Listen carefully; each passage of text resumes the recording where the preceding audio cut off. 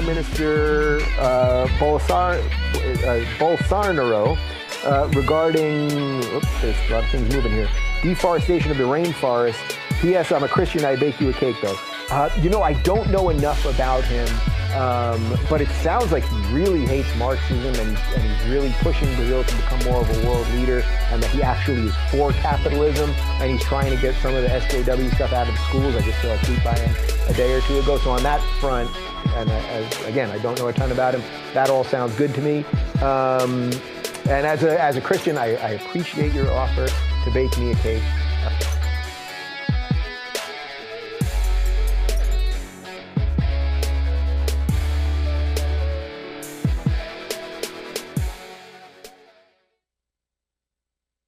I lost my husband. I lost everything. How can we forget? My 2 brothers were shot. My aunt was burnt alive.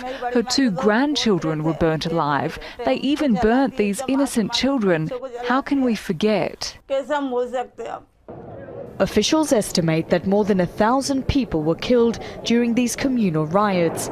They were triggered by the death of almost 60 Hindu pilgrims in a train fire, allegedly started by Muslims. The resulting carnage displaced up to 150,000 people, many of whom have never been able to return home. I think this is the worst case of any rehabilitation effort across the country when it comes to a communal incident. These are women who survived the riots and have come together to demand justice. They say even today, Muslims continue to face discrimination and violence in Gujarat. Many blame the state's chief minister and now prime ministerial candidate Narendra Modi. They say he failed to stop the attacks, an accusation dismissed by an official investigation.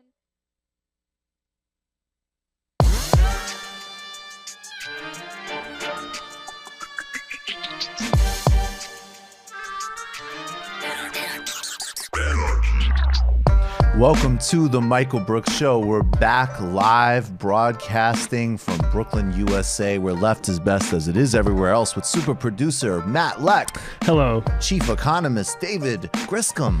How's it going?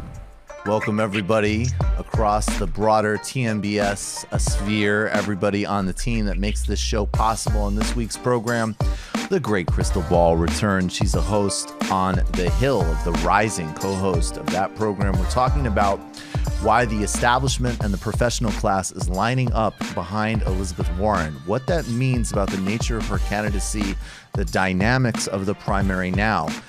Plus, Krystal Ball sat down with Bernie Sanders, her insights from that interview. There's been serious strikes happening in Kentucky. Coal miners have shut down a train station. They're striking for back pay and other labor rights abuses. Does that movement, that Kentucky populism, mean something for the broader struggle across the country? Maybe even with the right candidate taking out the gravedigger of democracy himself, Mitch McConnell. We'll cover all of that with Krystal Ball. Then, my friend, someone who honestly is like a sister to me, who's a brilliant strategist, TV executive producer, Artesia Balthrop joins us, and we're going to be talking about the water crisis in Newark. What that says about the water crisis across the country. As Matt has always said, it's not just Flint. What are the racial, environmental justice, and infrastructure dynamics at work here? How do we address it? Plus, Jay-Z remixes the Moynihan Report in a special main show edition of the Bad, Very Much Not Good For You. Then there's going to be an update on the shambolic conditions of UK politics, but a possible opening for a Jeremy Corbyn win. Let's make this happen as the ongoing humiliation of clown fascist Boris Johnson continues. A shout out to the TMBS universe helping push for the liberation of political prisoner Lula da Silva, a core mission of this show. And then we've got a gem in the post-game updates on Uruguay, more on Brexit. Bernie comes through on Kashmir, a debunk on the Steve Jobs, Elon Musk myth with Ben Burgess, and a whole lot more. on the Michael Brooks Show. But first, let's talk about what's happening in Kashmir and the history and context behind it. On July 26th, the Indian BJP-led government tore India's constitution up and revoked the special status of Kashmir, the only Muslim-majority state in the country of India. And they deployed thousands of troops in already what many consider to be the most militarized region on the planet. Tourists and pilgrims were asked to leave immediately, quote-unquote asked, with the Modi government citing a planned terrorist attack. India has stripped Kashmir of its semi-autonomous status. Colleges were shut down to house soldiers, and a communication lockdown began on August 4th. The Modi government used the rhetoric of security in part to justify the move. And no doubt, Pakistan and India have played dangerous games over disputed Kashmir, most of which India controls. A small part of it is under Pakistani control. And Pakistan has supported groups and armed groups that have committed atrocities and terrorist attacks in India, even as the Indian government has engaged for decades in systemic human rights abuses in Kashmir. Now, here are some of the reports of what's happened in the last couple of weeks to get everybody up to speed on one of the prime crises in the world today. A crisis because of the innate humanity of everybody, including, of course, Kashmiris, and also because this is a tension point in South Asia between two nuclear-armed powers. This is the most actual and real threat of an escalation of that kind of conflict in the globe today. Youths have been beaten, publicly stripped naked, and publicly humiliated. Additional reports have talked about electric shock torture, have been reported by independent media. People have been picked up by security forces, and families have had no idea where their relatives have been taken. Young boys, as young as 12 years old, have been detained. The Indian government officials have themselves stated that more than 4,000 have been arrested, and local politicians and moderates have been under house arrest, as well as rampant reports of sexual abuse and other allegations against the Indian military. Now, there is the history of Kashmir that goes back to a balance that was struck initially under the Nehru government, which allowed for a semi-autonomous region in Kashmir. In the 1980s, there was actually been a sort of endless punting of a referendum where the Kashmiris could determine their own fate. This new level of escalation reflects the extremist far-right ideology that underpins Narendra Modi's leadership, the BJP party, and the RSS paramilitary group that umbrellas all of it. We need to understand these dynamics to understand what's happening in Kashmir today. And this all sort of is under the umbrella of hindutva, or Hinduness. Now, again, as always, and this should be obvious to anybody who has a basic ability to think, just as we make the distinction against any type of lazy characterization of any religion, whether it be Christianity, Buddhism, Islam, or Judaism, there are multiple variants within every single religion, and all of these religions are manifested in different ways. This is one of the reasons that I've never appreciated the lazy atheist arguments or any type of essentialism. Whether or not you're a believer, the reality is that there are left-wing, progressive, reactionary, open-minded, pluralistic, contemplative, as well as socially conforming variations of all religions. And Hinduism, in fact, represents some of the most open and dynamic teachings of the world. I'd recommend the great book by The Argumentative Indian by Amartya Sen, who's one of my intellectual heroes. But Hindutva is the far-right, imagined past nationalist project of the extreme right in India. It's essentially a fascist ideology. It appeals to an imagined Hindu nation that extends far beyond India's borders. Like other extremist ideologies, it's built on an imagined past and strictly segregates India into different historical time periods which don't reflect actual historical and anthropological realities and dynamism. The RSS, this paramilitary group, arose in the 1920s and shares intellectual currents with the fascist movement, as well as an interest in Aryan societies. The RSS operates, as we mentioned before, internationally. The United Kingdom, the United States, Kenya, Trinidad, and Tobago. It has a fervent anti-Muslim bias and has talked from its inception of creating a Hindu Rashtra or Hindu nation. The assassin of Mahatma Gandhi was alleged to be a former RSS member. This is a very disturbing quote from M.S. Golwalkar, who was one of the early RSS intellectual. Germany shocked the world by purging her country of the Semitic races, the Jews, a good lesson for us in Hindustan for us to learn and profit by. In keeping with extreme nationalism, some RSS leaders also supported the establishment of the State of Israel. The BJP has been winning elections and had a previous government in the late 1990s through 2002.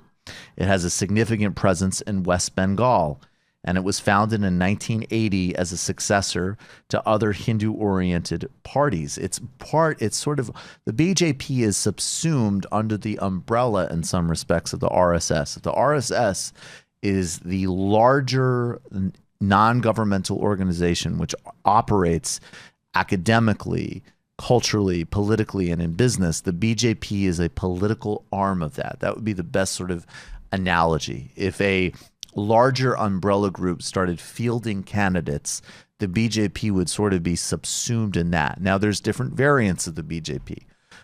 Prime Minister Vajpayee, who was BJP and ran India in the late 90s through 2002, was quite right-wing, but not the same extreme of Narendra Modi.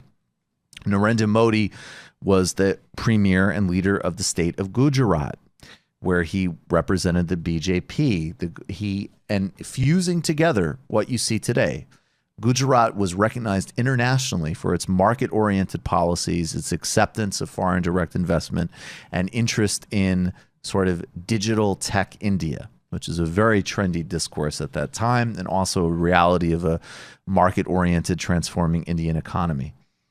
The infamous Gujarat riots, in which over 2,000 people were murdered, many of whom Muslims and Christians, and over 150,000 people were displaced, took place in 2002.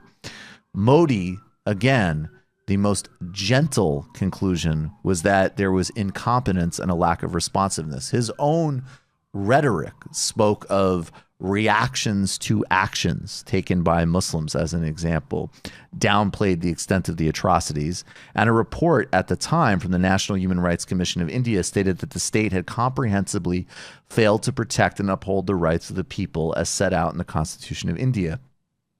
Maya Kodani, who was the Minister of State for Women and Children Development in the government in Gujarat, was sentenced to a 28 years of imprisonment for her direct participation in a massacre. She was later acquitted in 2018 by the Gujarat High Court. So as the Prime Minister of India, he's continued in this vein, and we also see across India vigilante violence, lynchings of Muslims who have been accused of, as an example, murdering cows. This has been something that has been widespread, along with market-oriented policies. And in fact, Narendra Modi, even as he has promoted this extremist ideology and has this background in Gujarat, he's won international acclaim.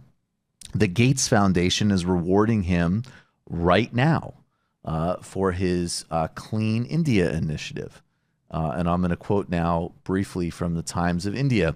In a major recognition of Prime Minister Narendra Modi's ambitious Clean India initiative, the U.S.-based Bill and Melinda Gates Foundation will confirm the PM with an award for his Clean India initiative, which was launched during his first term at the center in 2014.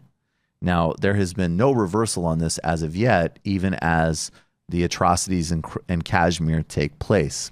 It's impossible to understand what's happening in Kashmir without understanding the dangerous ideology that is taking control of India. Even more worrying has been the silence from the international community, with the very honorable and clear exception, as with countless other cases, of Senator Bernie Sanders, we will get to in the postgame. Even more worrying has been the silence of the international community while these travesties are ongoing, and it is in no part due, as always the case, to Modi's pro-business and pro-corporate stance. And we will continue to cover this more, but first we got to get to the shout out. So as we know, we have a shout out song, right? Shout out. We're just back to the Alex Jones. It's cool. It's good. I'm looking for a remix, and now the shout out. The pile of ideas was turned to low. It's quickly moving into the hot position. And now the shout out. Shout out. It's a video. Shout out. Recovery mode. That's somebody actually said. Shout out. Shout out. Geopolitical politics. David Rubin would start kicking in. Shout out. He's saying it to a Glenn Beck tonight. He's saying it to Glenn. Well, maybe we'll snag some Glenn Yeah, Beck. I'll try to fire through some. Maybe we'll get some Glenn Beck action. Glenn Beck, Dave Rubin mockery going. One of the missions of this show, and one of the ways that we've been participating in international solidarity, is to free political prisoner Lula da Silva, who, as you know, was put in jail on politically trumped up charges by the corrupt Lava Jato investigation backed by the Department of Justice in the United States, which has culminated in the election of the fascist Jair Bolsonaro and the burning of the Amazon. And also that Lula lifted 40 million people out of poverty when he was president of Brazil. This incredibly brilliant young chap, scroll it up, Matt, Alan Lee Rogers, was at a Bernie event. That's at ALLEAN 51. Was at a Bernie event. That's at AEN. Oh, excuse me. Is this him that he posted it? Is this Yeah, him? this is him. Okay, cool. Awesome. Was at a Bernie event in South Carolina, and he asked the following question and got this following very good response from Senator Sanders. Listen back there. Let's take those 3 questions. Okay. Senator Sanders, in the past couple of years, we have seen the rise of these far-right authoritarian leaders and the effect they have had on the stability of our world, such as in Brazil, where a corrupt investigation has falsely imprisoned their popular and former president Lula da Silva. How will the Sanders administration address these leaders and their negative impact on our world? Lula livre. Well, as somebody who has written to Brazilian authorities to get Lula out of jail, it's an issue that I feel very strongly about. And that is, the United States needs to conduct a foreign policy based on democracy and human rights, the very opposite of what Trump is doing now as he supports authoritarian governments in Brazil and all over the country. So I can't emphasize how important, I mean, look, obviously Lula matters and Brazil matters profoundly in and of itself. But we're going to go in the post game and show you what Bernie said about Kashmir and the fact that Bernie is light years ahead of anybody else when you're talking about Israel-Palestine. He's the only person in Israel-Palestine who's put foreign aid on the table. And frankly, if you don't put that as a bare minimum on the table, you're not serious about confronting Israeli apartheid, period. Full stop. Even if now occasionally other Democratic candidates might gingerly, remotely acknowledge the obvious about the nature of the Israeli government and the relationship to the Palestinians. Bernie Sanders is not perfect, and nobody is perfect, but you're starting to really see an assembly here from talking about the military budget after voting against military budget increases, 3 military budget increases that Elizabeth Warren voted for, to being clear about the freeing of Lula, to talking about what has happened in Central America, going back to U.S. intervention in the 80s. You're seeing the outlines, as well as this incredible Green New Deal package that they've put out, which is stunning. I mean, the Green New Deal package is beyond anything that anybody's put forward in modern politics who has a shot of winning the presidency. So shout out to this incredible question, and shout out to Sanders continuing with courage and clarity to lead here.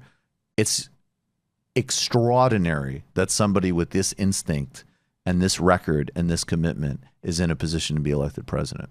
It's not to be trifled with if you have an actual commitment on this stuff. It's stunning. All right, let's talk about why one should become a patron. Do we want to do a little music for it, Matt? Do we do interstitials? David, hit him with a little pitch, will you? And mention how dope the Chicago. Just actually got some very happy messages about the Chicago live show. I mean, absolutely. One, being a Patreon member, in addition to all of the exclusive bonus content that you get, becoming a member of this community around TMBS is really such a rewarding experience in and of itself. There really are so many wonderful people in this community who are organizing all across the country. But if you're just listening to the main show, you really are missing out on almost like 70% of the work that we do. We have illicit histories. We have deep dives into left history, politics, and economics. We also do a reading list every Monday, and we also have the post game, which is really like an extra hour and a half of the show. You're basically getting double the show right after the show. It's like a second full show, but it's like a cross of like a tour of global politics with like morning zoo comedy. Yeah. It's like Marxist Al Jazeera Howard Stern.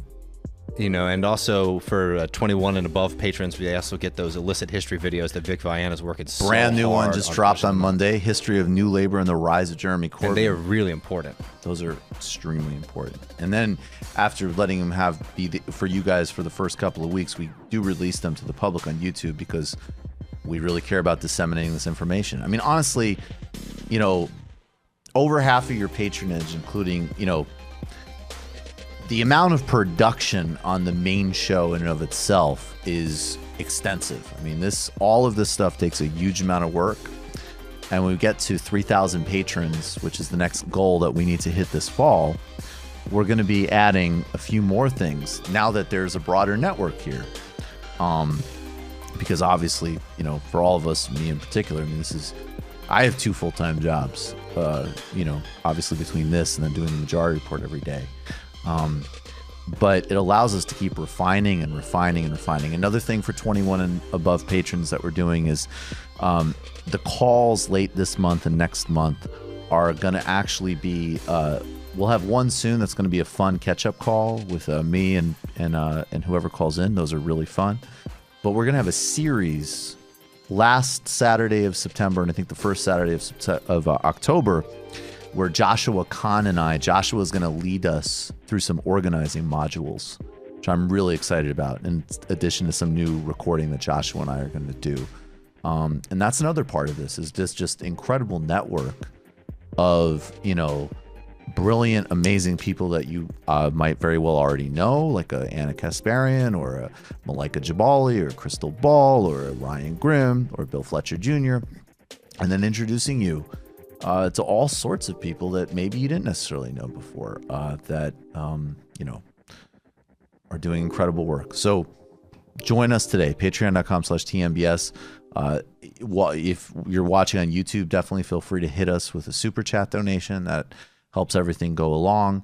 Tomorrow for patrons, you will get an email with your passcode, your coupon code, and the information to get your early tickets for our next live show, which I can tell you is going to be November 23rd in Philadelphia. Information coming. The 2 confirmed additional guests that we have coming with us to this show so far, might be a third. So far, we've got Emma Vigeland and Krystal Ball. You're going to want to go to this show. Also, I made sure that this show was all ages because we've gotten a lot of feedback in the past that there are you know, folks that aren't 21 that want to get to this show. So you can come to this one. Information coming soon. But first for patrons, patreon.com/TMBS. We're going to take a brief break. We'll be right back with, what is it? It was Survivor with the Rocky song. Whatever. I like it. Eye of the Tiger, yeah. That's dope. We'll be right back. We're going to talk with Krystal Ball. Welcome back to the Michael Brooks Show. Joining us now is Krystal Ball. She is the co-host of Rising, which is on The Hill. Krystal, thanks so much for coming back. It is my pleasure. Thanks for having me back. Of course.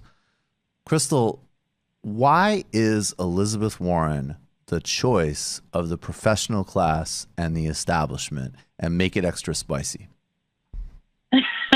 Oh, boy. You're asking a lot for a Tuesday night. We deliver a lot every Tuesday night, as you know. That is what it is. I know. I got to bring my A game. That's how it is. A-game.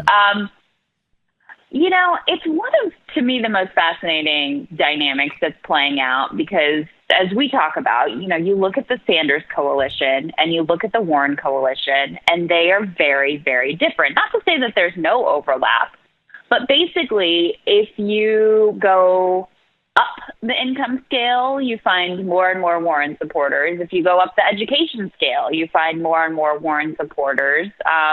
And it's exact opposite for Sanders. He has a much more diverse coalition. He's got a much more working class coalition. And so I've been really pondering this question of why, right? Because on the surface level, you look at, some of the policy positioning. They're two of the more progressive candidates in the race, right? There's a lot that would make you think that potentially these candidates are similar. But I think it's very telling, actually, that elites have chosen Warren as their candidate. And what I've come to essentially is that the answer for why the coalitions look so different is the simplest possible one, which is that the working class believes Bernie Sanders will actually deliver for them. And elites are terrified that he will actually deliver for them, because the fundamental difference between the two of them is their theories of change, right? One is, wants to make clear she's a capitalist. She's courting the Democratic establishment, sending them handwritten notes with the underlying message being, I'm a team player. I'm not going to rock the boat too much. Sanders has taken a bit of a different approach. I asked him when I interviewed him recently, I said, are you a threat to the Democratic establishment? Because he brought up that Third Way had said, he's an existential threat to the Democratic Party. I said, well, are you? He said, well, yeah, actually, in a way I am.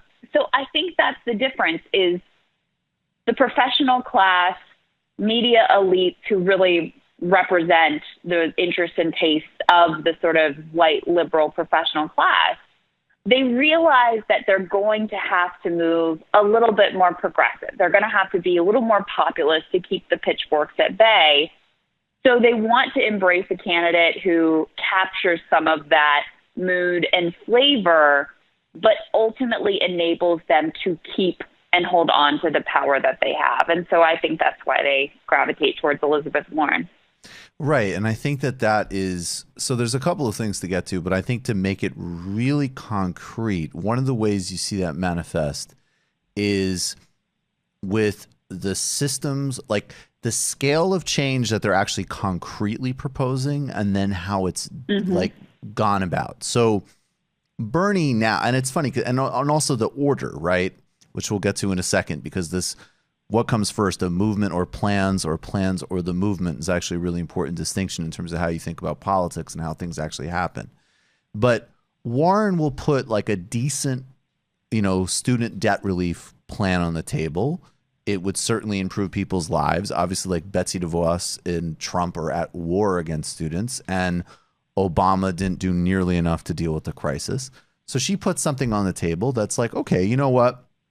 There's going to be a decent amount of students that will benefit from this.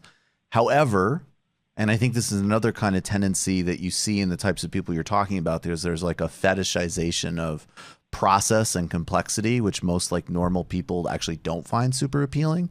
Like when Ezra Klein wrote years ago, like a lot of people are going to be really stoked to like compare healthcare plans on a website. I mean, you're sitting there like, no, there is literally no human being on earth besides you that wants to look at healthcare plans on a website. So, and then Sanders just comes out and he's like, we're just going to wipe it. Like, this is a massive injustice. College should be free to begin with. Let's just do this. No BS. So do you think that in some ways, even when we say like, oh, they're both progressive, it's already actually very signal to me, like the ways in which, again, it's not even just a question of who is more or less progressive. I think actually really clearly that like Bernie Sanders is some type of like Democratic or social democrat, whatever the hell. It doesn't, people get really wonky about this stuff. I think it's relatively irrelevant right now. And Elizabeth Warren is a progressive who wants to use the technocracy to benefit more people. Bernie really wants to clean it up, and it makes it both more radical and a lot more simple. And that actually eliminates a lot of like need for like self-important information arbitrage in our society.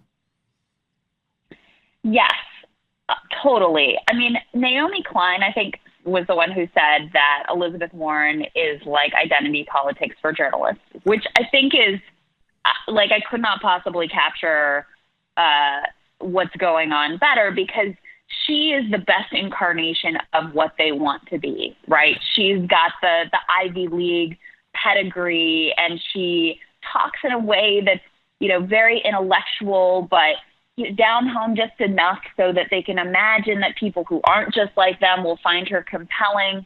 Yep. And, I find the obsession with plans and white papers. First of all, this is far from the first time that Democrats have fallen in love with like a white paper candidate, right? This is like something that we seem to repeat over and over again. But I also find the obsession with it a little bit ridiculous when it feels like you're basically playing fantasy politics. Yes. None of this matters if you don't have a way to actually accomplish something. And to me, Sanders' frame of organizer-in-chief, of understanding that the only way that anything changes in this country is through a grassroots movement of multiracial working class citizens. That's the only way that the dynamics of power in this country actually change. Like, to me, that's the single most important thing. And then we can look, once we are able to be in a position where you can actually do something, let's like work out the details, let's figure it out, all of that. Sanders has quite a number of detailed plans himself that he has, put forward, especially in the past few weeks. But if you don't have that theory of change right, then the rest of it to me is kind of irrelevant. I had there was a Twitter follower who put it like this. He said basically Sanders wants to democratize power, right? So it's not just about here's our plan that we're going to implement, right? And you're going to trust us to implement. It's no, actually, we trust you, the citizens of this country, to actually come up with the plans and be in charge of making the changes and holding the power. And that is truly radical. And that scares the shit out of people, because then you don't get to control the game anymore, right? It's out of your hands how far this thing goes. And that's why if you are someone who has done well in our quote unquote meritocracy, if this system is working for you, that makes you pretty uncomfortable. No, I couldn't underline everything you're saying. It's so right on. It's so on point. And I actually think that that's the other really troubling part about the Warren argument and coalition, is that it's relying on one part. Yes, like it's the identity politics of journalists. And part of that coalition is people who are still in a fantasy world about how change actually happens, that there's some sort of like, oh, well, the reason that we haven't dealt with, the monopolies from Silicon Valley, or we haven't clawed back, the economy and people's lives from Wall Street is, yes, there's corruption. Yes, money influences politics. I understand, I think that there's clearly discourse around that. But that's still that some part of it is because like there just hasn't been an elegant enough plan.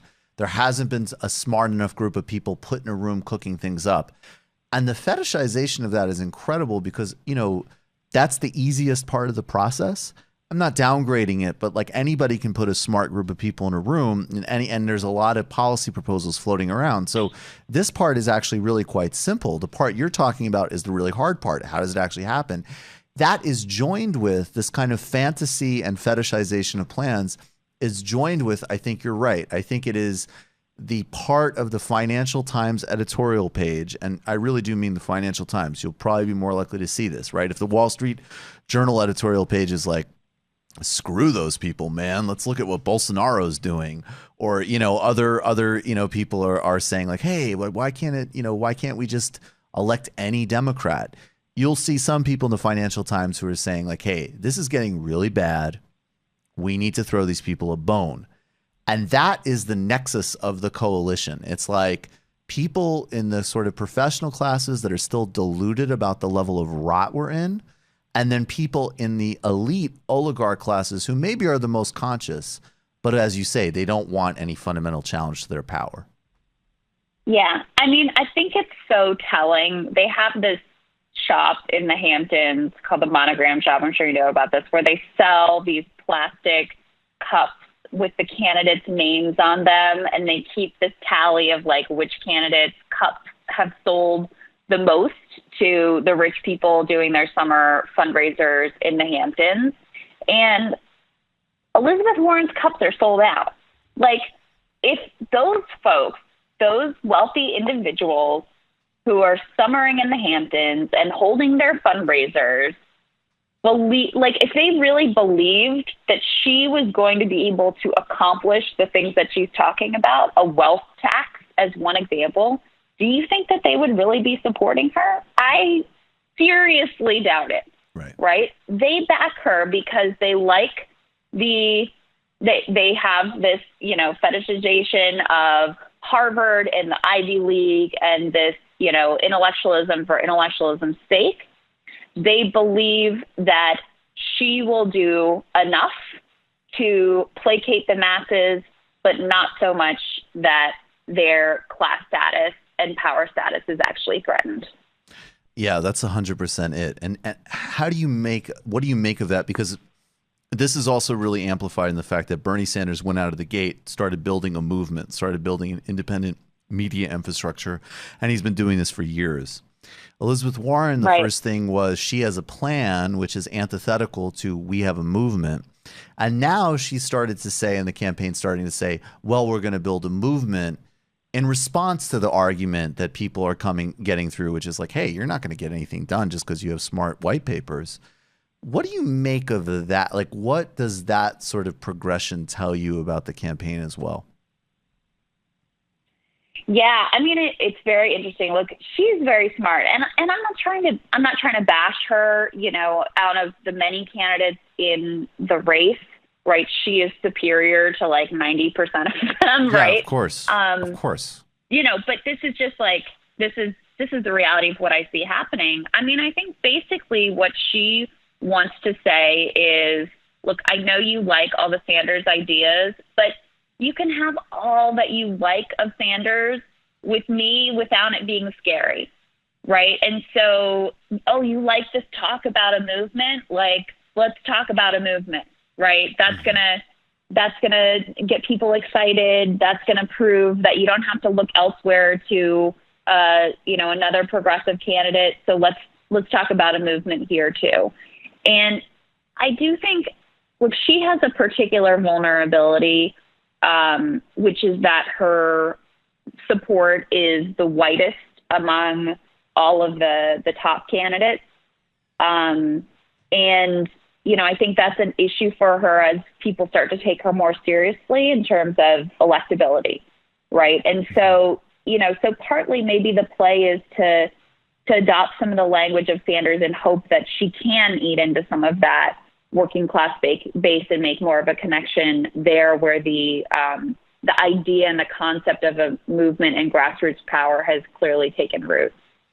And I mean, and she'll continue to have and this is the other distinction. I'm wondering, maybe if you could bring in the recent interview you did, which was great with Bernie in this, which is like, he maintains, and that campaign maintains building a movement, having, maybe their ceiling is the lowest, but their floor, their ceiling might be the lowest, their floor is the highest type of thing. Although I'm not sure. I think that there's still definitely room for him to grow.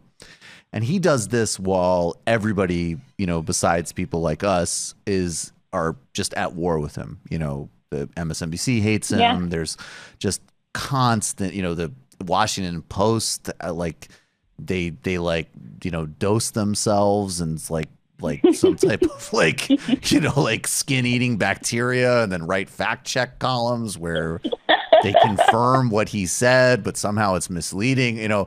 This just like bizarre, and part of it's ideological, part of it is just a very weird, sick, emotional hang up with him. I mean, I almost never go here, but I genuinely start to wonder if some of it is anti-Semitism because it's just like so weird and obsessive.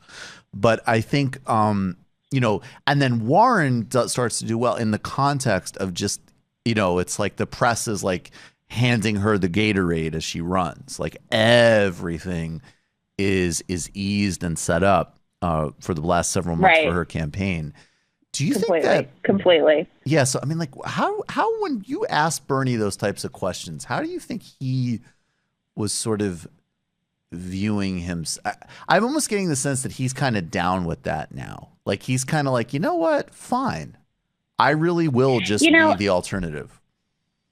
In a way, I got more insight into that question from Jeff Weaver, who's, long time aide, been with him 30 years. I mean, was there on the side of the street holding signs for him when he was running for mayor, right? I mean, knows the guy inside now and has been there for the whole journey. And I asked him a question. I said, has this always been the dynamic with the press?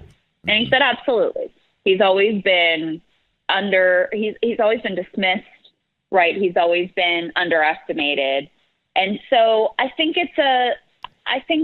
Bernie is comfortable being dismissed and underestimated. I mean, I think he really does embrace that FDR mantra of like, I welcome their hatred, right? He knows that as long as he is pushing and trying to upend the structures of power, like those who are in power are going to resist that. So I think he's very comfortable there, and I think that they have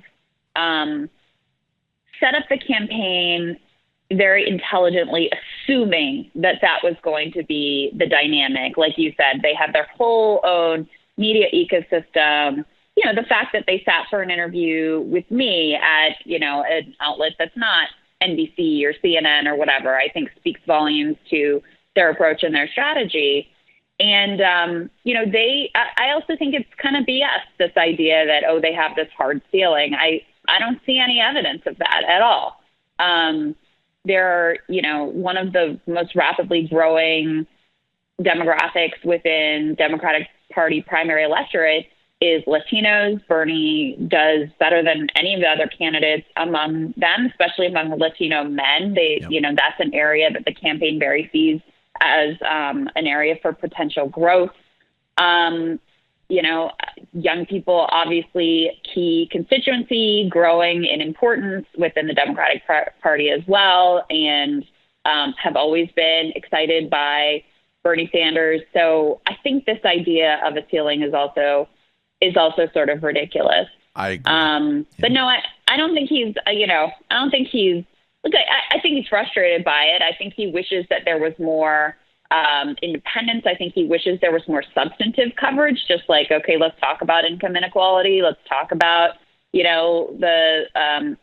what's going on here and around the world and regime change. Like, let's talk about those things. But I don't think that he's surprised or particularly flummoxed by it. And personally, I think that the way that the campaign has hit back hard at the Washington Post in particular has really served them, because most people don't really trust the media, and they like to see a campaign that's just and a candidate who's just gonna call them out when they're in the wrong. So I don't think it's a bad look for them.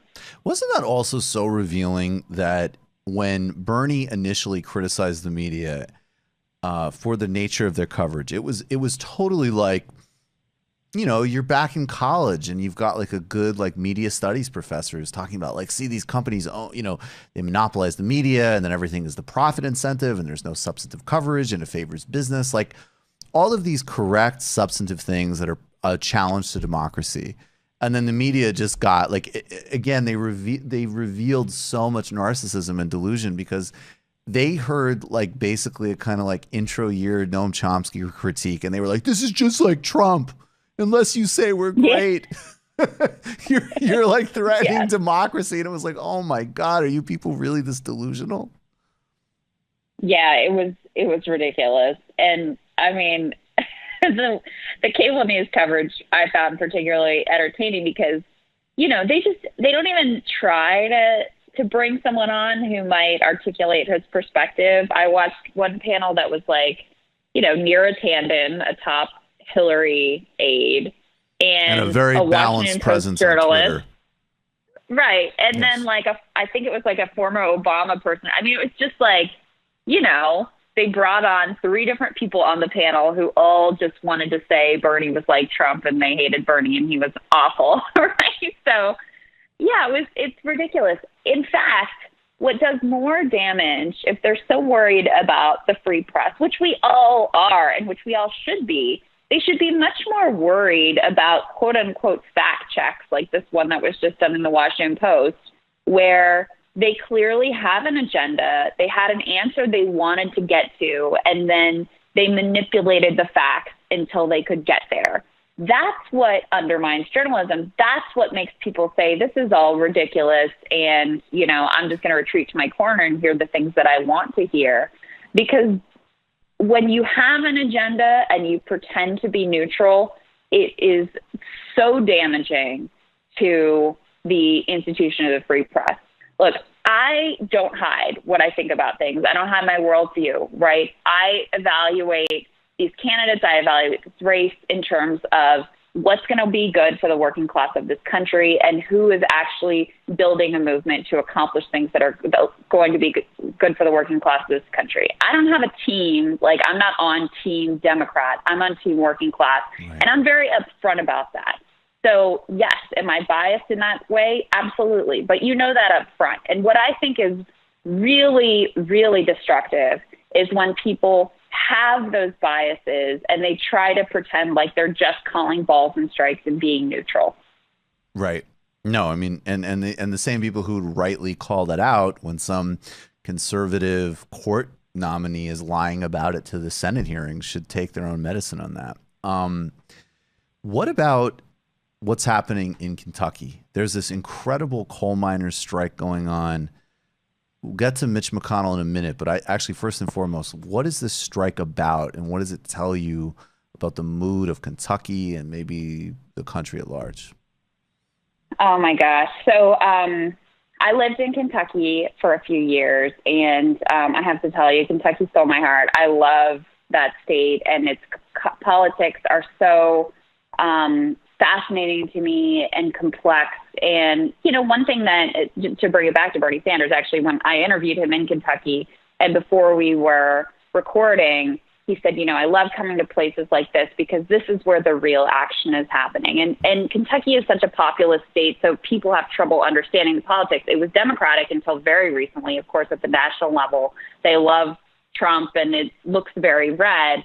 But there's a lot more going on there. It's a very pro-union state, very pro-labor. And, of course, the eastern part of the state where there were at least a lot of coal mines has a very storied history of bloody labor battles, in particular in Harlan County.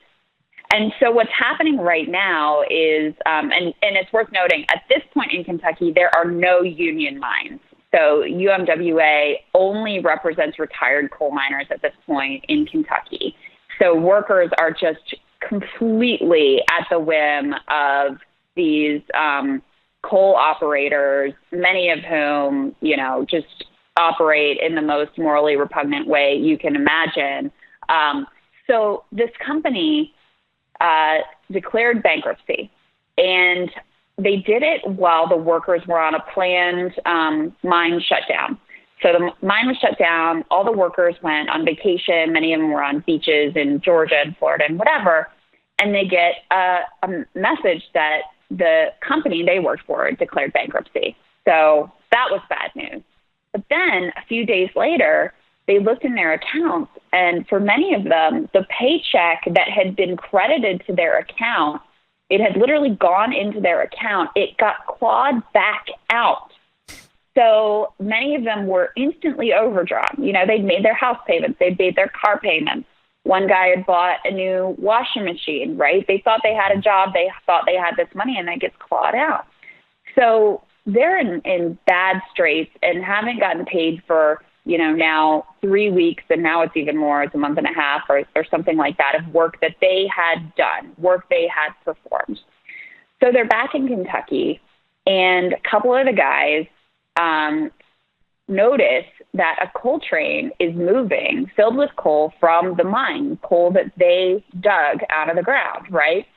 And this train is they know it's going to go, and they're going to sell the coal, and the company is going to make profit. Well, they decided, no, you're not. We're going to block this train filled with coal, coal that we dug out of the ground until you pay us what we are owed.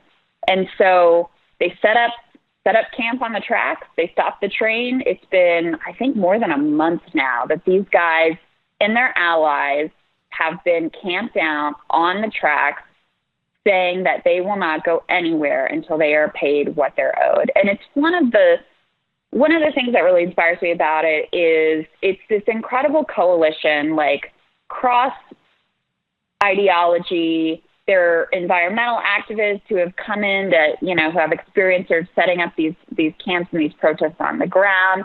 You had a bunch of like pro-Trump truckers come in to support them, but everybody is just there for the cause of these workers getting what they deserve. I think it's such an important story. I think it fits into the movement that we saw with teachers in red states across the country. Like, people are just fed up and they're willing to take actions that we haven't seen in this country in a very long time. So that's what's going on with the miners. How it ties into McConnell and Matt Bevin, who's up on the ballot this fall. Bevin is in big trouble because he got crosswise with the teachers. I mean, he's the governor? He's the governor, and he said horrible things about the teachers, said that, because they were on strike, children would be abused. I mean, just, and people were not okay with it. And a lot of these rural counties, the education system is the largest employer. Like, everybody knows the teacher. It's your sister, it's your mom, it's your brother. And so he really came out poorly in that. And he was the whole strike was over the fact that he was trying to cut their pensions, which, again, part of why they went into the profession, what they were promised. And all they're asking for is, the deal that they thought they signed up for. So he's in big trouble. He may well lose to the Democrat there in the fall. He's been a key ally to Trump. So it'd be a major rebuke to Trump if he were to actually lose in the fall. McConnell is, I think, a tougher deal just because I think federal elections in Kentucky are tougher at this point, and because McConnell is so damn smart and wily and essentially built the Republican Party in Kentucky from the ground up. I mean, there really was no Republican Party in Kentucky before Mitch McConnell came along. It was a yellow dog Democrat kind of a state, but he is profoundly unpopular. Annually ranked as the least popular senator among his own constituents in the country. So if you have the right candidate, there's a shot. There really is a shot where you could potentially take him out. And even if you only had a 1% chance, gosh, it's a shot really worth going after, obviously, because he's probably done more damage to the country than even Trump. I mean, he's the architect of so much of this. He's the only Trump person who's actually competent enough to accomplish their abhorrent agenda. Unfortunately, the candidate that Democratic Party establishment recruited into the race is a complete and utter disaster. She made her national debut in this Senate race on Morning Joe, which tells you everything you need to know to start with. It's a great way to speak to the common voter in Kentucky. To the people Everybody's of Kentucky. watching. But then she goes on to make her pitch to say that the problem with McConnell is he's not pro-Trump enough. So she's a pro-Trump. I mean, it just it was absurd. And then she didn't know which way she'd stand on Brett Kavanaugh, the most obvious question. It's just could not be more of a disaster. There's another candidate I'm hoping will get in, a guy named Matt Jones. He happens to be a friend of mine, but he's extraordinarily popular and talented sports radio host in the state. He's got a populist instinct. He's from Eastern Kentucky. People know him through sports before they know him as a Democrat, and I think he'd have a much, much, much better shot. Still hard. So what do we got to do to get him run? Well, he just formed an exploratory committee. I think, I've been talking to him. I think he's leaning towards it, but it's hard to say. I'm going to be there in the state in a couple weeks, so maybe I'll have something to report after that. We'll make it happen. Last question. What we have that in Kentucky. We have Chuck Schumer begging John Hickenlooper, who is so watching that guy run for president is like, how did he would be uncomfortable to run into in any situation imaginable. He has a horrible, depressing record, a horrible, depressing presence. There's a pretty good candidate, from what I understand, Romanoff running. But, of course, Chuck Schumer recruits him. I mean, some of it must, like, it can't all just be ideology. I'm sure some of it is. But, like, why is the Democratic Party addicted to recruiting these just trash candidates? Democrats are so, like, brainwashed into thinking that nobody could, like, the things that we really believe, no one else believes. Like, we're so brainwashed into believing this whole the country is center-right thing, that no matter how much data and evidence you present to the contrary, that centrist candidates are not the thing, right? No matter how many of them get tossed out of the presidential race polling at 0%, there is still complete and utter faith that corporate centrism is the way to win elections. And here you have Colorado, right? A state that is trending more and more blue, represented by Michael Bennet and now potentially John Hickenlooper. Like, you can't do better than two of the most corporate, most centrist Democrats, you know, in the Democratic establishment in the country. It's hard to like fathom. The politics of have Bill Clinton and the charisma of the Xerox machine. Like, what? Why? Why? And I mean, and part of it is also money, right? That's a big part of it. Is there's a belief that, like, Hickenlooper has lots of wealthy benefactors and connections, and so he can raise the money. That was part of the calculus, I think, with the candidate in Kentucky too, Amy McGrath. Like, they knew she had the kind of resume that people on the coast who didn't know much about the race would be excited about and give her lots of money. And so that's the direction they go in. I mean, that's like the only way they know how to evaluate candidates is how centrist are they and how much money do they think they can raise. Krystal Ball, you're awesome. Everybody watch Krystal on Rising on the Hill. I'm there sometimes, especially you are figure out my on the phone good connection. days. On the good days, I mean, there's a certain level of class. No, I'm just kidding. It's an awesome show. Everybody watch it. Krystal, thank you so much for your time. My pleasure. Thanks for having me. I'll talk to you soon. Take care. All right, folks. We have a few things to get to before we bring on the great Artesia, who I'm very excited to introduce to the TMBS universe and the audience. But let's talk a little bit about what's happening in the UK. Guys, has anything broke in the last couple of minutes, the last hour while we've been talking? No, I mean, it seems like tomorrow is going to be another big showdown in Parliament, but it's pretty late there in the UK now, so I feel like all of this whirlwind of updates that we've been getting for the past few hours is luckily over. So, and we're not getting like new, like at what will happen is at 0.100 hours, the Queen will sign a parchment, and then if Jeremy Corbyn and Joe Swinson go to the pub at approximately the same time, that will signal election. However, if Boris Johnson is masturbating in public, then that would mean that a no-deal Brexit is a go. If the Duke of Windsor is there to watch him masturbate with a photo camera. You know, I think the UK could definitely drop its arrogance about like its long-standing parliamentary democracy. Anyways, it looks like, my understanding is that Boris Johnson, the clown fascist prime minister, has lost his majority. There have been enough Tory defections to the Lib Dems, and it should be a good reminder of who the Lib Dems are, everybody. When Tories, and these are Tories leaving the party in 2019, okay? So this means they've happily gone along with let's deport citizens from the Windrush generation to the Caribbean just in a fit of racism, just because we're losing some voters to, even more overtly bigoted parties. Let's cause a mass increase in poverty and suffering from austerity, and let's have a jolly old Brexit referendum.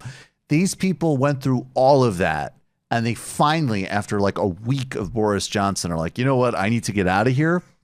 And then where do they go? They go to the partners of the Tories, which at the end of the day is what the Lib Dems are. They're the partners in the first catastrophic for human beings David Cameron term.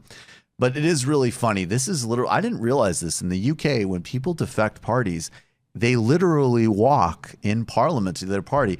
Now, Boris Johnson, whose whole brand is built on bluster and doing good on TV, this guy does not have any of that swag as prime minister. None. Watch him. He's already awkward to begin with here in this role in Parliament while he's losing his one vote majority right in front of his eyes. This happened today. Reach agreement next year to simplify regulatory barriers. Britain is on the verge, Mr. Speaker, of taking back control of our trade policy and restoring our independent seat in the WTO for the first time in 46 years. Our exports to the United States. I wish my honourable friend all the best. I wish my right honourable friend Philip Lee, who just massively cucked me, I wish him all the best. This is what Jeremy Corbyn had to say. Tonight, we defeated Boris Johnson in his first Commons test, and tomorrow we'll legislate against his disastrous no-deal plans. We'll support a vote call for a general election so that people can decide our country's future once a bill to stop a no-deal is in law. So basically, this is the state of play. Everybody's ready to go to election. It would be absolutely preposterous and undemocratic for them to not do so. However, they do not want Boris Johnson to rush through a no-deal Brexit during an election campaign when Parliament is out of session. And a no-deal Brexit, I mean, for all of the melodrama at Brexit, I'm someone from the beginning. I've had the left perspective, which is that, number one, the UK is already in crisis because of austerity, because of the role of the city and its economy, because of, there hasn't been a standing parliament in Northern Ireland for a couple of years. There's a lot of other problems, but Brexit undoubtedly has added to the catastrophe. That's undeniable. And you're finally starting to get to the point where if there is a no-deal Brexit, that is actually the first time where the stories that have been floating around for years might actually become real. Like, wait a second, we can't get medicine in here. Wait a second, there's groceries that aren't available. Like, real serious problems kick in if that course of action is taken. Now, this election campaign is going to be a major fight for the future of the United Kingdom, and it's going to have implications for the global left. The media has been at war against Jeremy Corbyn every second. Jeremy Corbyn is not perfect, but he is certainly good. And they have put together actually some of the most groundbreaking progressive proposals in global politics, as well as promising to shore up things like the NHS, which is absolutely on the chopping block right now. Because disaster capitalists will make a huge amount of money out of Brexit. Like, this is another major part of how distorted the frame of this has gotten. There's a massive amount of money to be made out of a no-deal Brexit. And once you have a no-deal Brexit, then you can go about basically just merrily stripping away and destroying the NHS.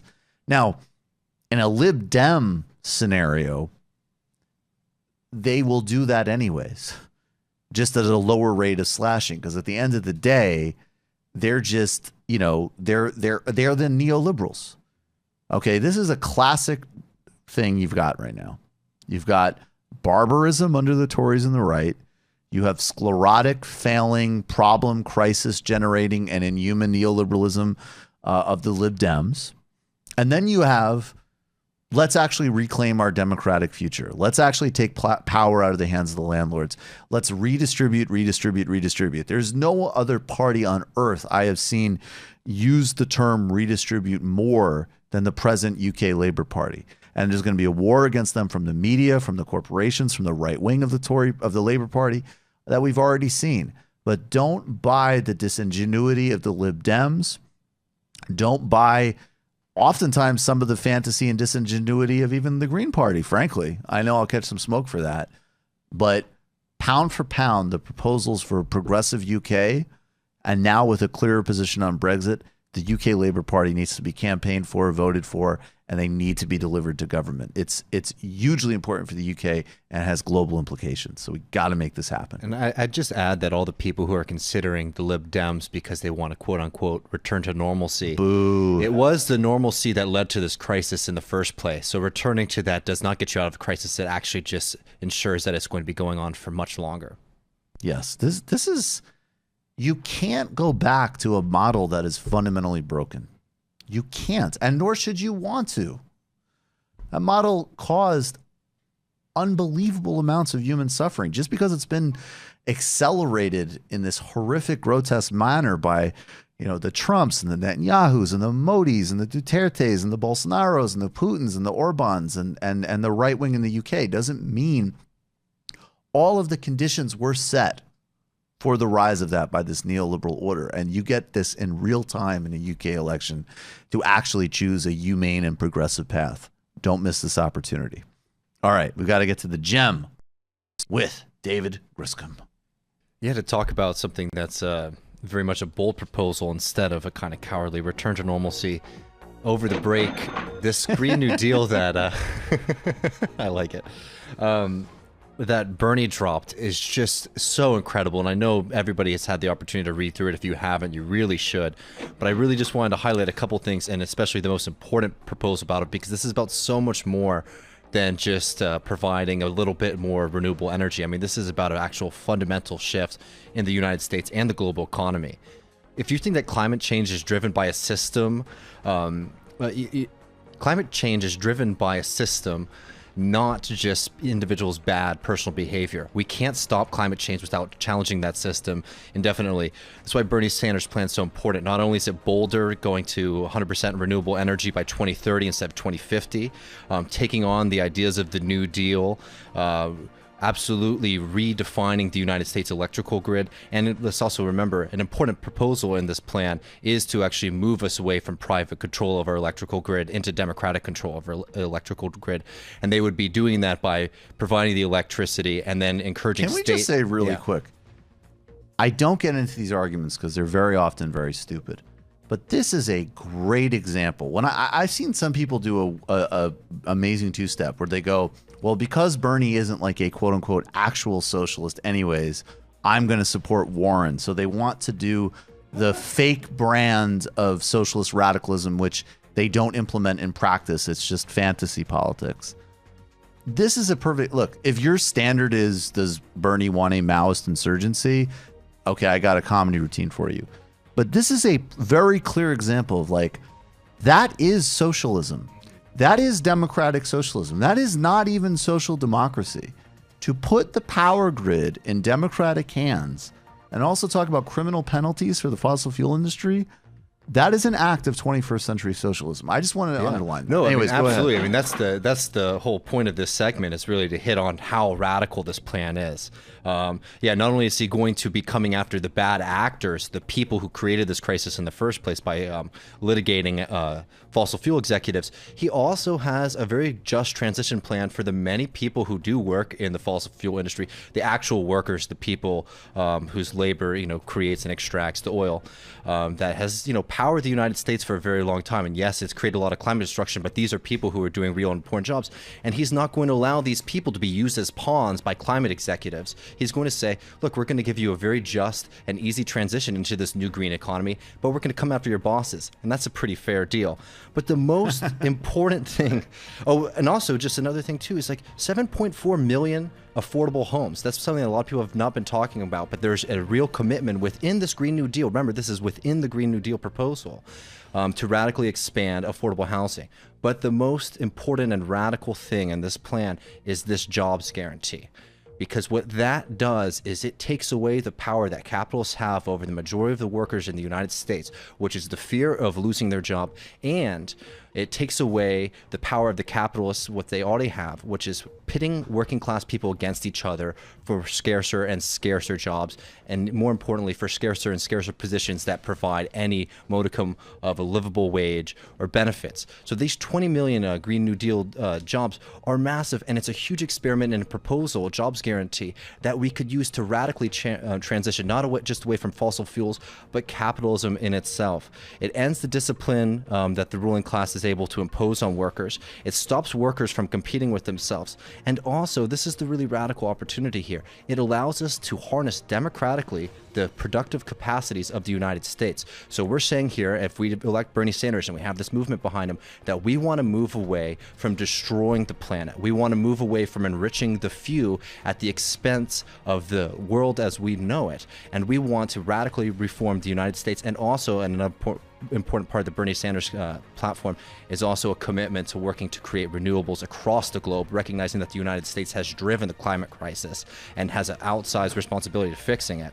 But taking under democratic control this incredible productive capacity that we have in here to enact what we want, rather than leaving it to what it is now, which is the anarchic whim of the capitalist class and those with money and those with power. We're going to say we're going to democratize not only the economy, but also what we're doing and where we want to go as a society. And if we're able to implement a jobs guarantee in the Green New Deal, it's also something that we can very much implement on a national level as a permanent function of the U.S. economy, so that we can provide all these services that currently are unavailable for people. I mean, just thinking about things like childcare, free childcare for all people. You end one of the most exploitative aspects of the patriarchy, where you have women who are held down by the burden of having to raise children or pay outlandish expenses in childcare costs. I mean, this is an absolutely radical proposal.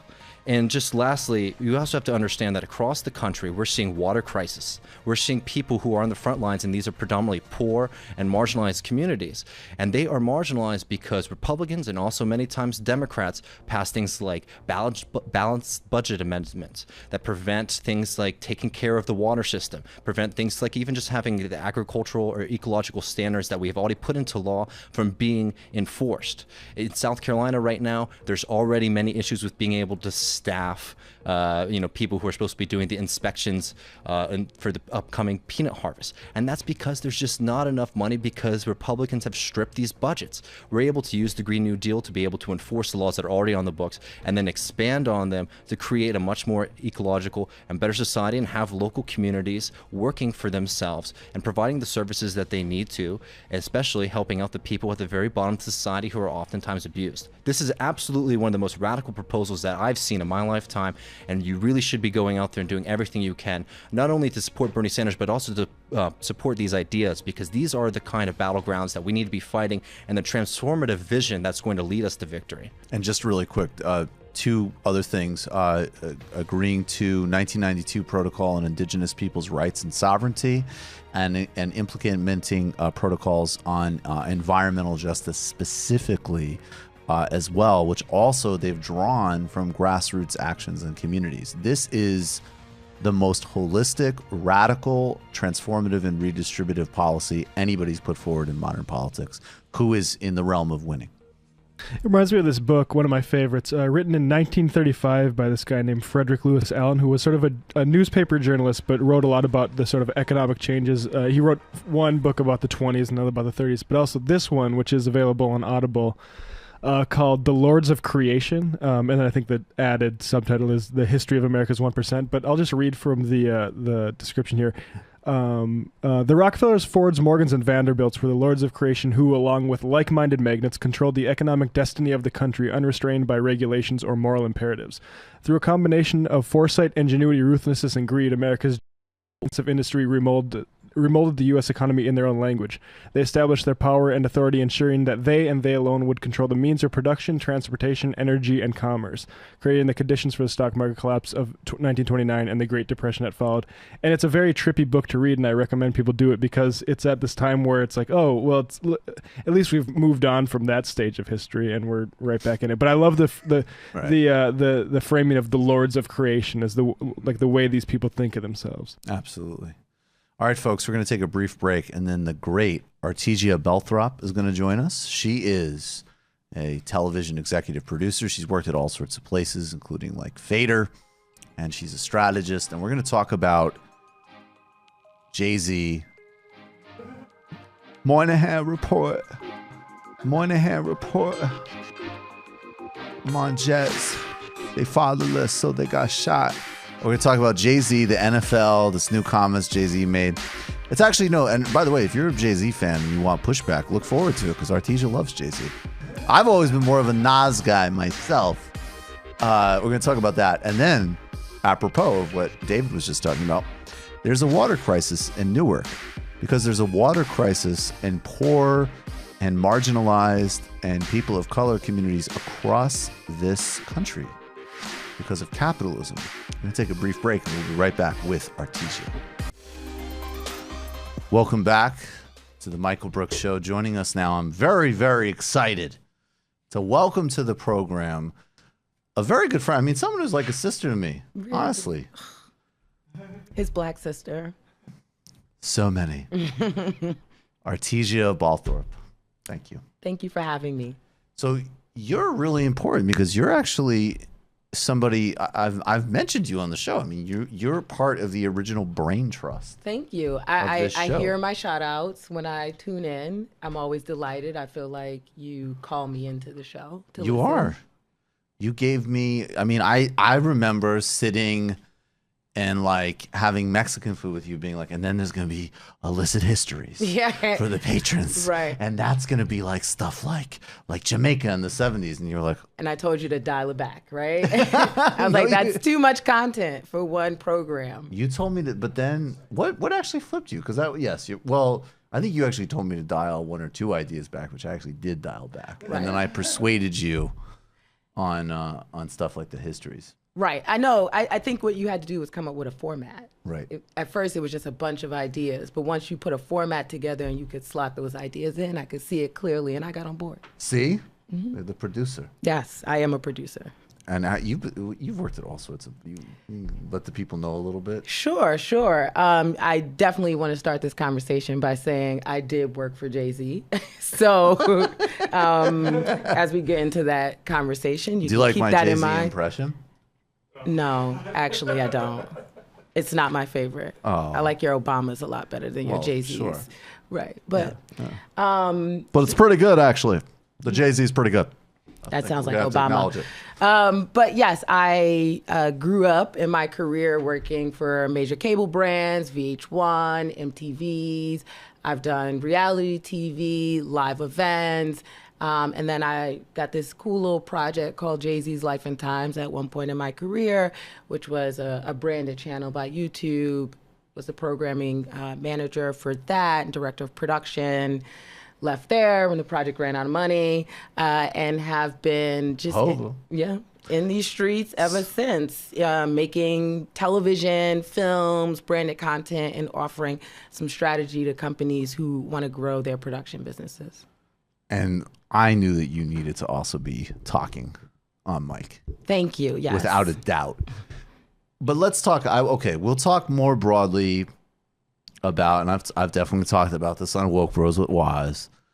There's a broader critique here about this partnership with Jay-Z and the NFL and how we're sort of leveraging celebrity and the relationship between capital and politics and all of this type of thing. Yada, yada. Yep. Yada, yada. Mm-hmm. Heavy on the yada, yada.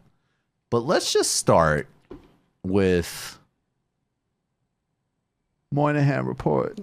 Remix. We should go there. The remix. Yeah. I mean, before we start, I'm going to also admit that I tried to not have an opinion on Jay-Z NFL, right? Really? I did. I tried not to because there's so many things to have an opinion on. And I think there's so many things to have an opinion on. And I knew that this was making Jay-Z money, right? And so this was a business deal for him. So I just wanted to stay away from it in my thoughts. I didn't want to just put too much in my own brain. But this clip you're going to play now. It got your thoughts going. I mean, I always had thoughts, but now I can vocalize an opinion and explain a couple things to the folks. Now I can get on the mic. All right. Let's play this. This happened just the other day. This is Jay-Z talking about single-parent households and police brutality. And maybe, Matt, could you play this on the speaker? Because actually, there is something wrong with my headphones. We got to figure it out after. We can play it on the speaker. Okay. You think about the idea of growing up in a single-parent house, which I grew up in, which Meek grew up in, and having an adverse feeling for authority, right? Your father's gone, so you like, I hate my dad. Well, nobody tell me what to do. I'm the man in the house. And then you hit the street and you run into a police officer, and his first thing is, put your hands up, freeze, shut up. And you like, excuse my language, everybody. You like, fuck you. right? So that interaction causes people to lose life. I just have to say, I always love the guy, the like whoever this white guy from the NFL is, that he has to sit here and it's so funny because he's sort of like simultaneously like, well, I probably shouldn't say anything about any of this, but even I am not sure how this is going to play. That face says it all. Yeah, and you like, excuse my language, everybody, you like, fuck you, right? So that interaction causes people to lose lives. So, and I just want to say, can I just put on the table too, that this is also after he made his initial comments sort of about like, you know, the Kaepernick job is done. Yeah, we're done kneeling. Because all right. So we're over kneeling. Anyways, do you think? Say what you think. So there's an author right now, Ibram X. Kendi, who's on a press tour for his book, How to Be an Anti-Racist. And before this came out, I was listening to an interview he did on Democracy Now! And he made this point that really got me thinking, right? Sure you're in that zone. Yeah, that really got me thinking. And the point was that these racist views that we internalize as Black people are the real Black on Black crime. And I don't know how often the general public gets to hear these thoughts and ideas that we as Black people have internalized. And it's caused us to not think about the system, but to think about our own responsibility as we interact with the system.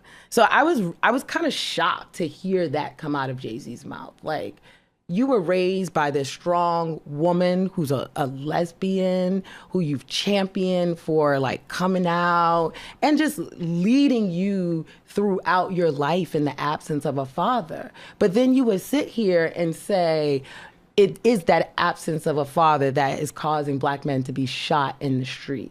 Like, I couldn't believe that he would be able to make, that connection. And I just chalked it up to capitalists will capitalists. Like, they're going to do it. Isn't that like the part too, that it's like, and it's funny because it's so tone deaf that this actually is problematic for the very thing that they're trying to achieve with this sort of brand washing. But,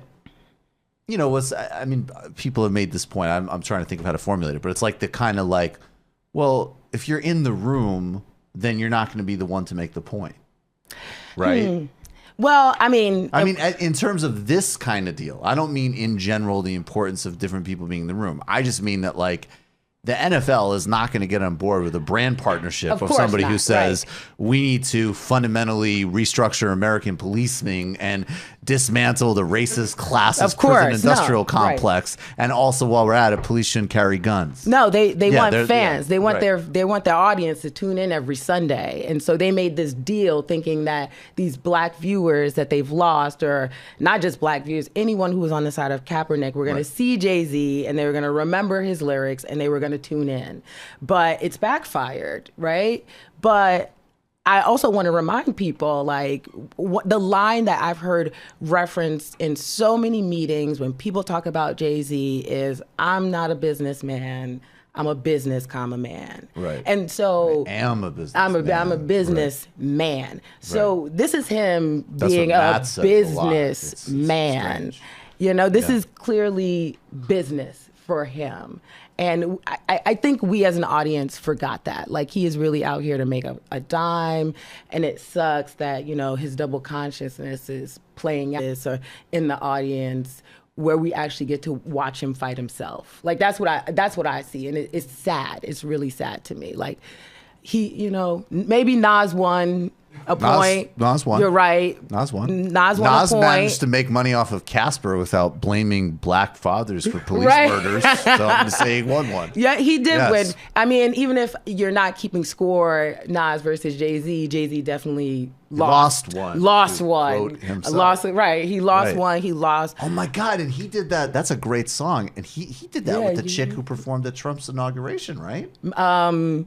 Yes. Oh my God, her name just fell out of my head. Something Michelle? Chrisette Michelle. That's so Chrisette weird. Michelle. They both lost one. Her career has never rebounded after performing at the Trump inauguration. She's really talented, and she's not in a Sang her position to ass lose off. one like Jay-Z can. Yeah.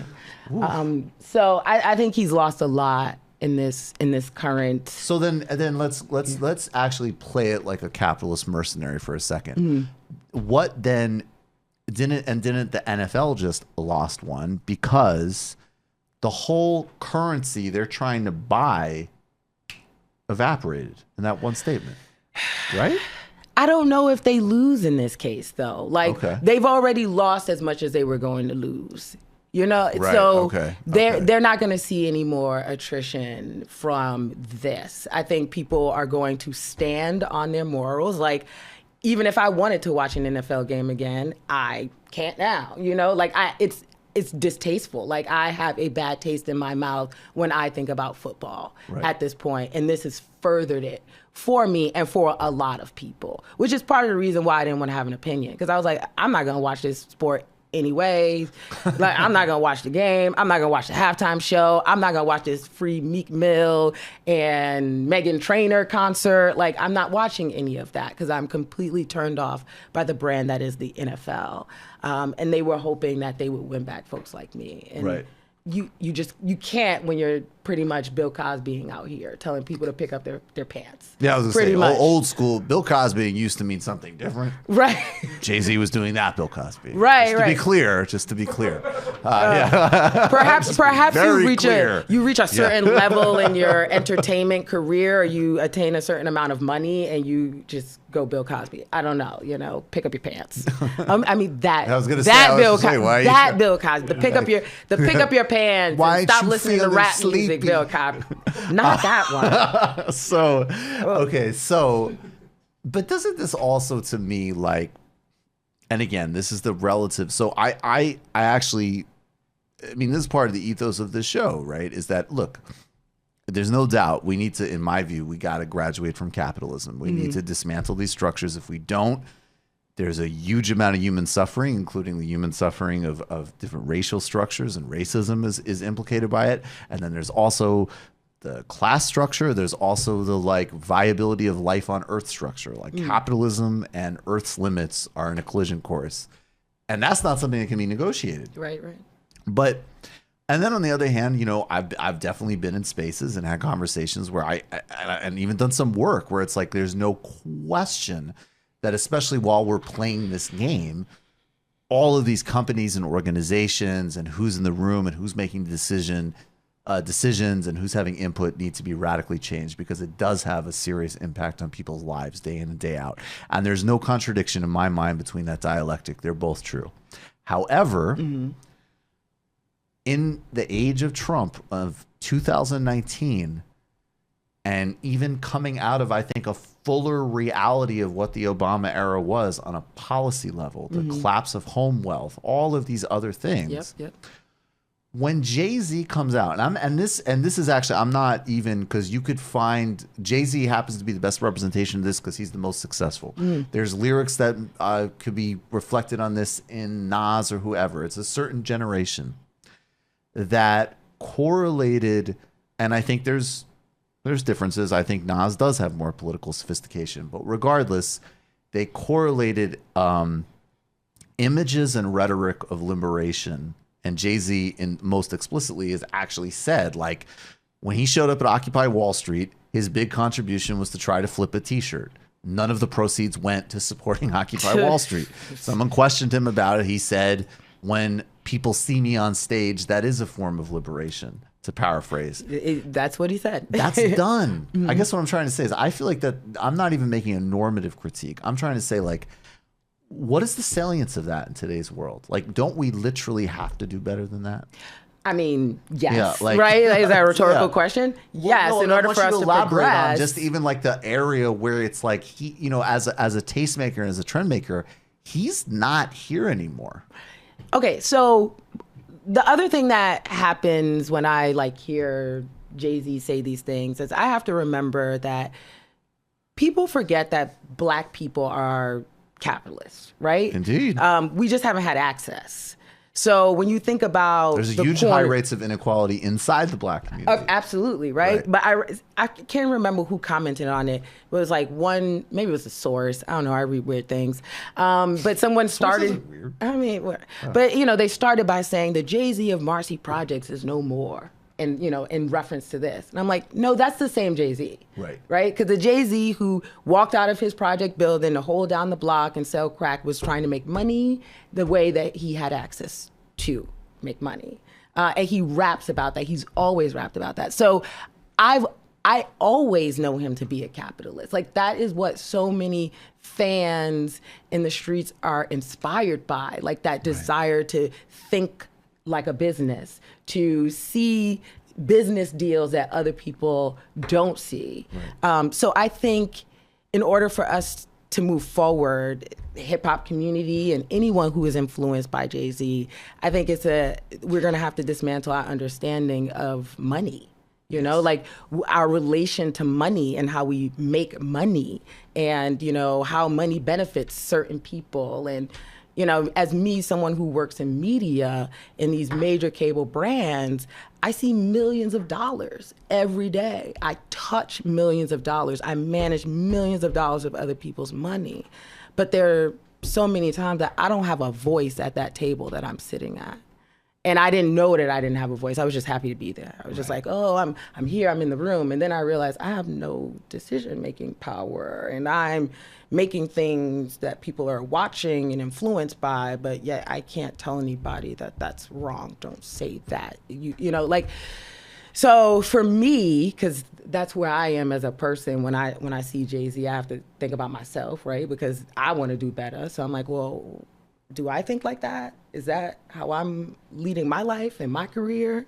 And I realized it is at certain times. Oh, I love that too, because that's a broader point too about why I hate the call out, cancel, toxic culture too, is that no one turns to the self-assess. And I have no problem. And again, and that's why I do these critiques, because even Jay-Z, look, I think there's a structural critique of that role in society right now. And part of it is just an anti-capitalist critique, which I have, period, full stop. But Jay-Z is still a great artist. Jay-Z is still somebody you engage with. But so it's not a question of, oh, he did this, so he's done. That mentality is disgusting. I'm so over that. We're going to throw away everybody? It's a stupid, disgusting mentality on so many, and a very capitalist one in many respects, if you read The Vampire Castle. But, so I love that it's the flip. Those are the duality of like, wow, he just stated something that is so toxic, right, so pernicious, and so validating of every type of category of racism and sexism imaginable. And then at the same time, where do we hold that? Yes, I love that flip. Because I mean, we're the soldiers, actually, right? Like, we're the people who are doing the work every single day, and I'm sure Jay-Z, he's doing the work, but we are out here with that marching order to do something. So I could not help but turn inward when I saw that. And it was like, okay, so what can I do on a daily basis? And I had to evaluate my relationship to money and capitalism. And like yourself, I am a growing anti-capitalist, you know, I'm not quite where you are, which is probably why I lean a little bit more towards Elizabeth Warren. Boo. I know. Not good. I just dropped it for the room. I didn't say it earlier when they were bashing Elizabeth Warren, but you know, I'm getting there. And I do have to give props to Bernie, because I was burning for Bernie. I did. But we had a lot of really good masterminds. A lot of them, you know, and I was burning, but he pushed my consciousness to the left. He really did. And so now I listen to this and I'm like, oh shoot, I'm way left now. Right. Because somebody that I adore as an artist and whose business dealings I used to admire and look up to, I'm looking at this one like, nah, this doesn't work for me. And I realize that it doesn't work for me because I'm now way over here. But it's also not, and I think it's also not working because Jay-Z too is stuck in a place where he keeps replaying that old record, right? So yeah. And it's funny. And again, one of the things I do like about Nas, and I think makes Nas actually can be way more contradictory. He's all over the place, but he'll touch on more of just that basic contradiction. Like, I'm very aware of certain things, and I'm also like spending $40,000 a day at a spa. but not because I'm at the spot, you're good. Jay-Z still really carries that. And then that's the other point, which is important about this, which is that it's so fundamentally American. That's Horatio Alger. That's everything. Super American. And it's so racialized, obviously, that rap gets the rap of like, oh, they're such materialists. You'd be like, oh, like in the contrast to the rest of this like beautiful, simple America where people are not obsessed with money and status. I've had to tell people over and over again, like, Black people are capitalists. And we are very American. It's just we have not had the access. Because Black people are American. Yeah, but we are like the quintessential Americans in many regards. You know, like we believe so strongly in those things that have been force fed for us to believe in. You know, pull yourself up by your bootstraps, work really hard, like make money. We believe those things, and I feel like we're always fighting to get to those things. And once we get to the table, we're like, okay, now I'm here. Pull up your pants. Get fathers in the house. So that's the process that I'm trying to stop. You know, like if I'm at this table, I can't now look down at my brethren and tell them to pick their pants up and that they need to get fathers in their house. There's a system that was created to oppress us. And that is who we should be fighting against, that system, and tearing that system down, not each other. What's this one? We got one more from Jay-Z. This is when he was talking about Kaepernick. Okay, yeah, let's play that real quick. And don't worry, then we'll stop. Then we'll stop. Oh, this is exhausting. Don't worry. Later we'll listen to H to the Izzo. You know, very, very exalted stuff. All right, let's go.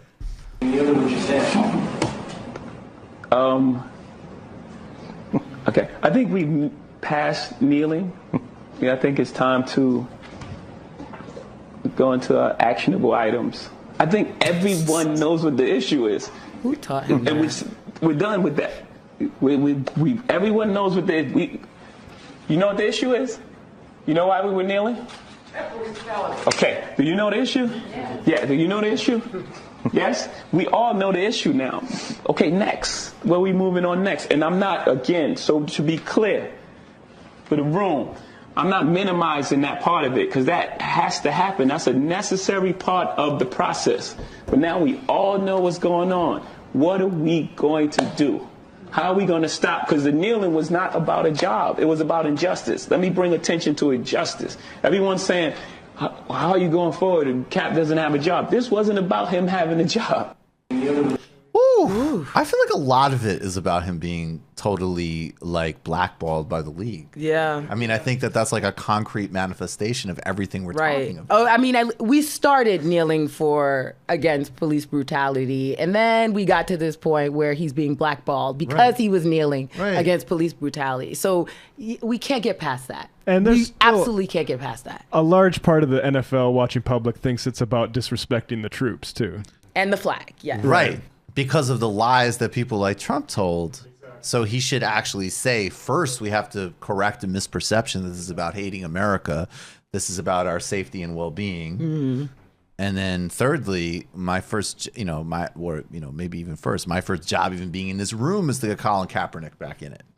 But that goes back to the point of he wouldn't be in the room if he was going to say that. Absolutely. And the other thing is, I kind of see where he's going. Like, we got to do something actionable, action items. You got to do something, transactions. A dashiki during the halftime show. We have to do something. Got to do something. Totally get that, but that's the wrong thing to do. But this is the limitations but this is why woke signifying capitalism is ultimately not. Come on.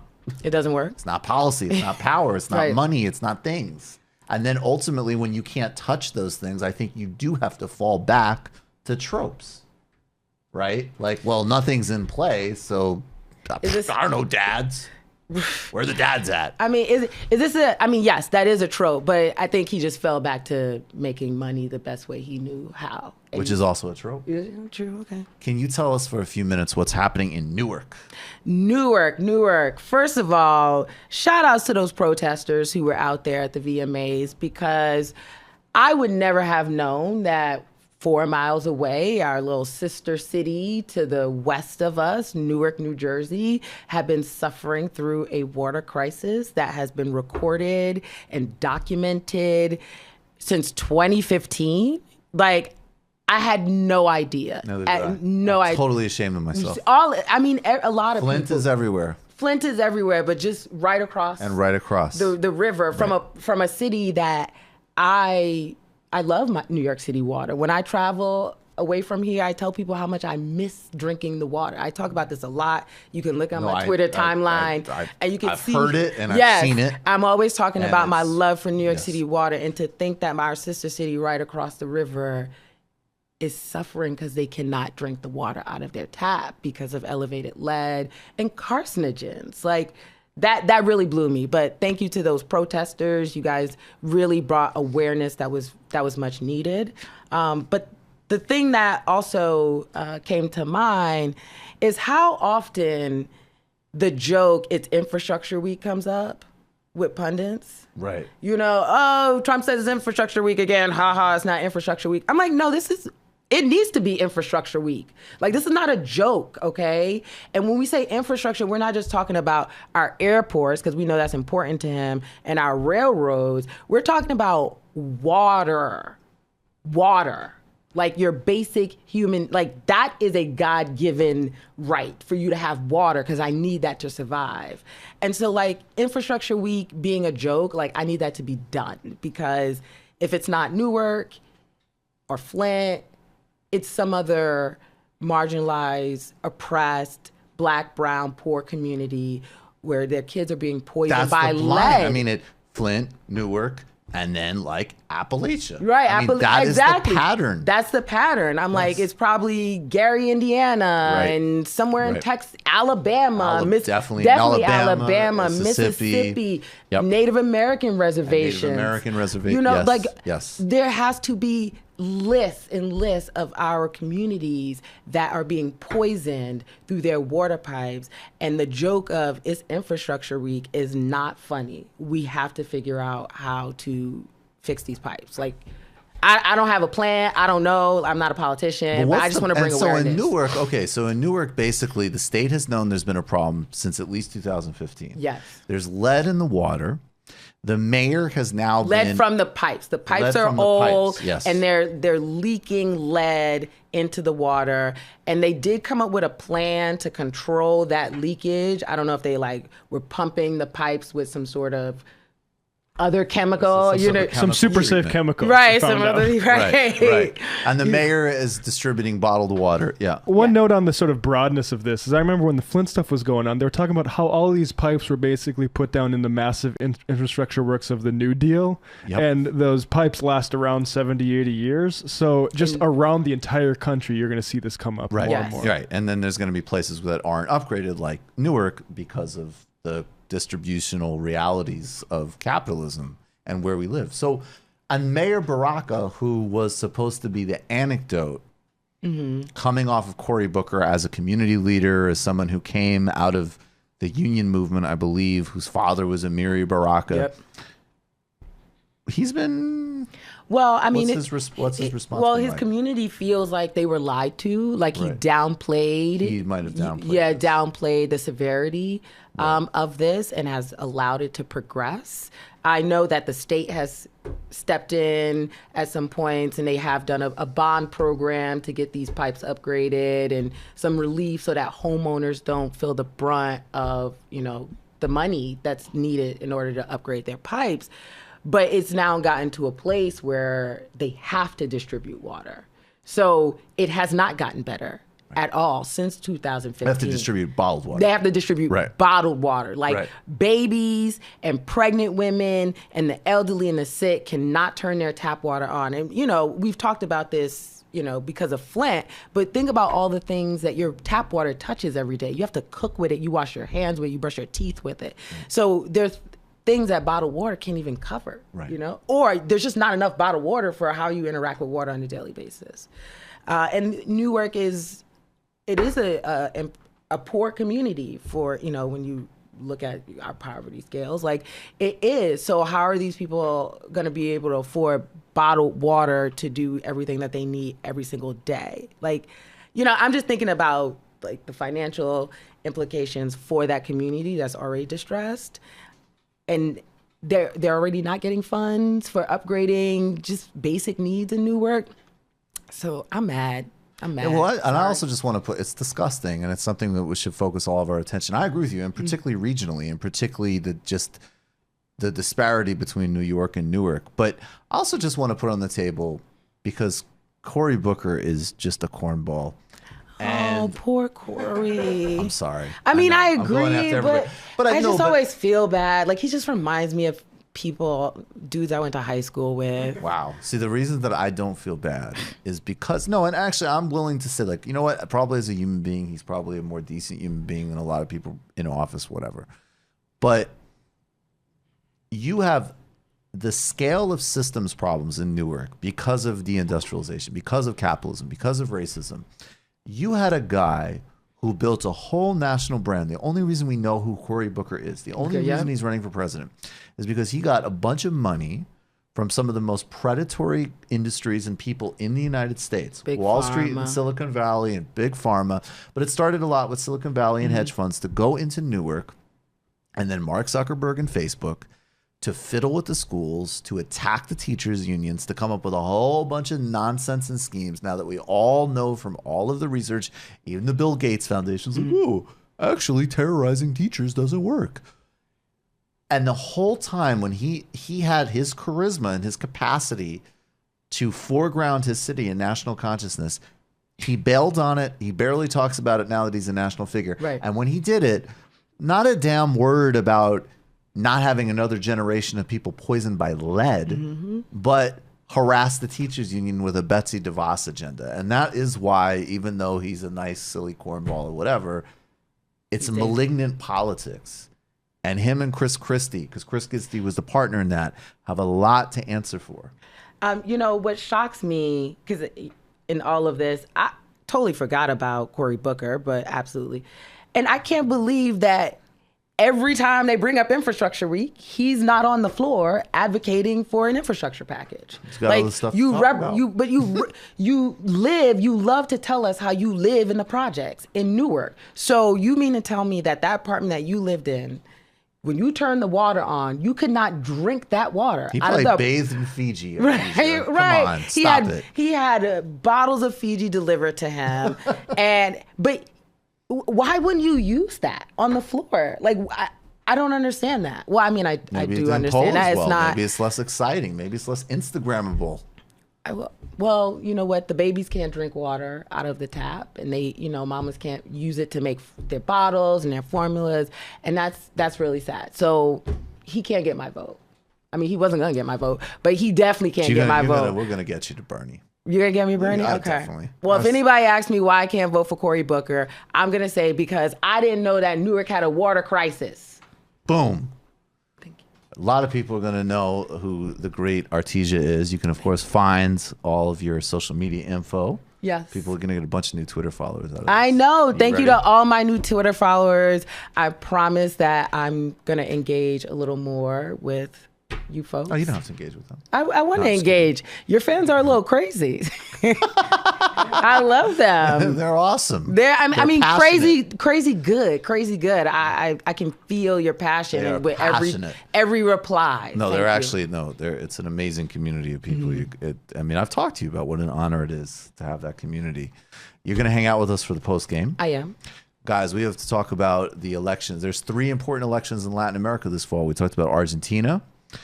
Next week, we'll talk about Evo Morales in Bolivia. Tonight, we're going to talk about Uruguay and give you a little bit of an introduction to, he's not on the ballot, but Pepe Mujica is one of the most fascinating politicians in the world. And you need to reelect this coalition in Uruguay because actually they are, in such a small nation, they're not only leaders on things like drug decriminalization and rights for LGBTQ community, they are really significant leaders on climate and biodiversity. So we need to talk about and touch on that.